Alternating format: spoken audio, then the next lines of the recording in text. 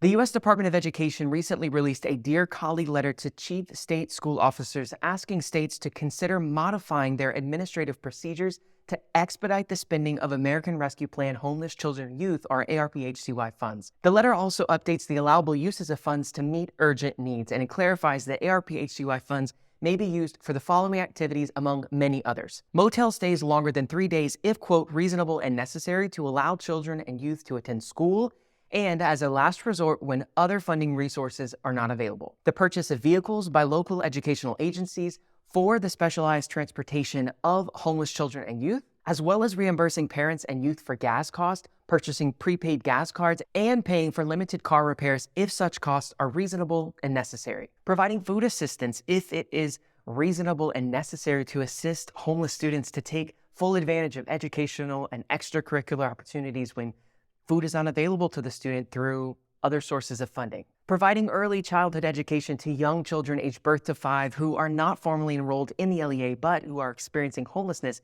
in the LEA.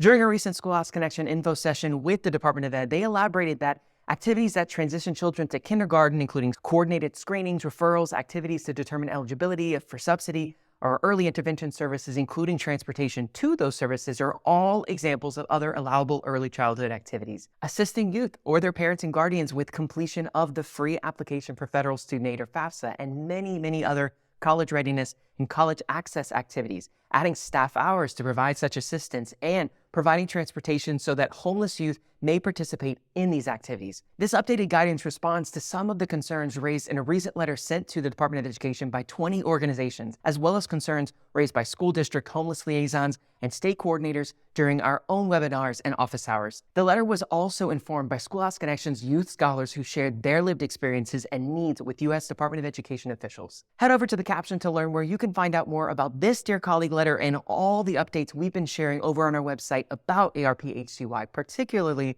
how you can flex the flexibility of this funding before its spending deadline.